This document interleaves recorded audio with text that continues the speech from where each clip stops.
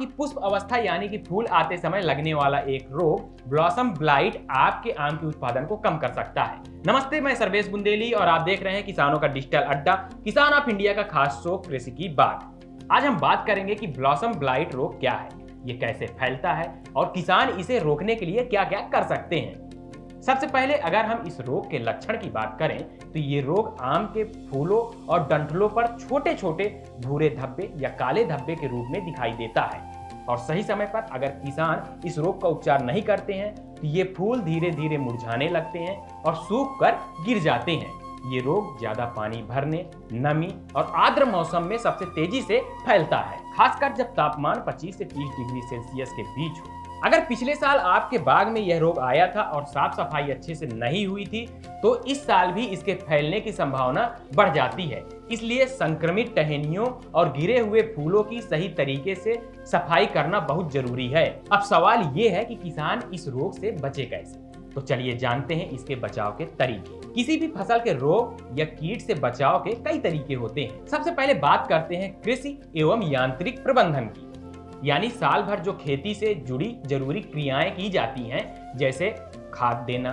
निराई गुड़ाई करना, उन्हें सही तरीके से करना जरूरी होता है। अगर आप आम के बागान में नाइट्रोजन, फास्फोरस और पोटास यानी कि एनपीके को संतुलित मात्रा में देंगे तो पौधों की रोगों से लड़ने की क्षमता बनी रहेगी।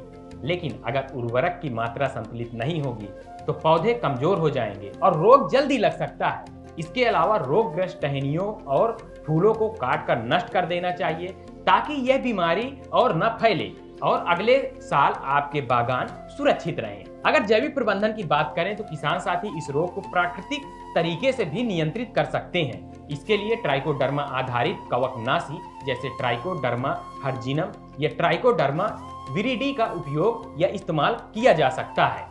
इसे 5 से 10 ग्राम प्रति लीटर पानी में मिलाकर आम के पेड़ों पर छिड़काव करने से रोग नियंत्रित किया जा सकता है। इसके अलावा किसान 5% नीम तेल का छिड़काव भी कर सकते हैं जो इस रोग के फैलने को रोकने में मदद करता है। नीम तेल एक प्राकृतिक उपाय है जो न सिर्फ इस रोग को नियंत्रित करता है बल्कि पेड़ों को भी स्वस्थ बनाए रखता है। अब बात करते हैं रासायनिक छिड़काव की, जिसे किसान सबसे तेज असर करने वाला तरीका मानते हैं। लेकिन ध्यान देने वाली बात यह है कि रासायनिक छिड़काव हमारे स्वास्थ्य और पर्यावरण पर हानिकारक प्रभाव डाल सकता है, इसलिए इसका उपयोग सोच समझकर और सही तरीके से करना चाहिए। अगर किसान रासायनिक छिड़काव करना चाहते हैं तो कार्बेंडाजिम 50% WP, यहाँ पे WP का मतलब वेटेबल पाउडर है, यानी कि 50% ऐसा पदार्थ होगा जिसको आप घोल सकते हैं, तो उसकी 1 ग्राम मात्रा प्रति लीटर पानी में मिलाकर छिड़काव कर सकते हैं। इसके अलावा मैनकोजेब 75% WP की 2 ग्राम मात्रा प्रति लीटर पानी में मिलाकर भी छिड़काव किया जा सकता है। अब सवाल आता है कि दवा का छिड़काव कब और कैसे करें, तो किसान साथी पहला छिड़काव फूल आने से पहले यानी कि बौर आने की शुरुआत में करें। दूसरा छिड़काव 50% बौर आने के बाद करें।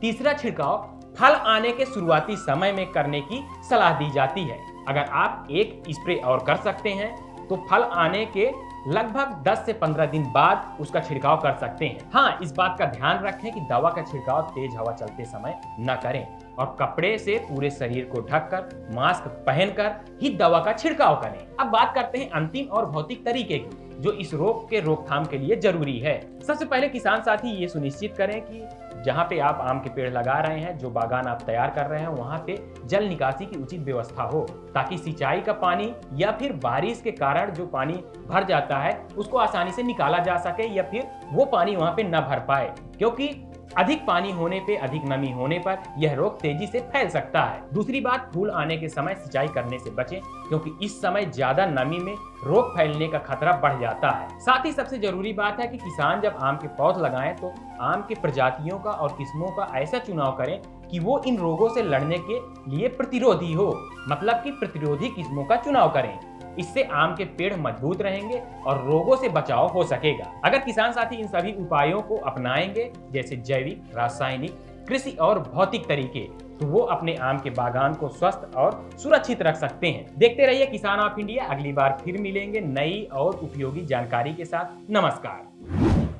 किसान ऑफ इंडिया के YouTube चैनल को सब्सक्राइब करने के लिए नीचे दिया हुआ सब्सक्राइब बटन दबाएं और किसान ऑफ इंडिया से जुड़े सभी अपडेट्स को पाने के लिए बेल आइकॉन दबाना ना भूलें। जो है आपके आसपास,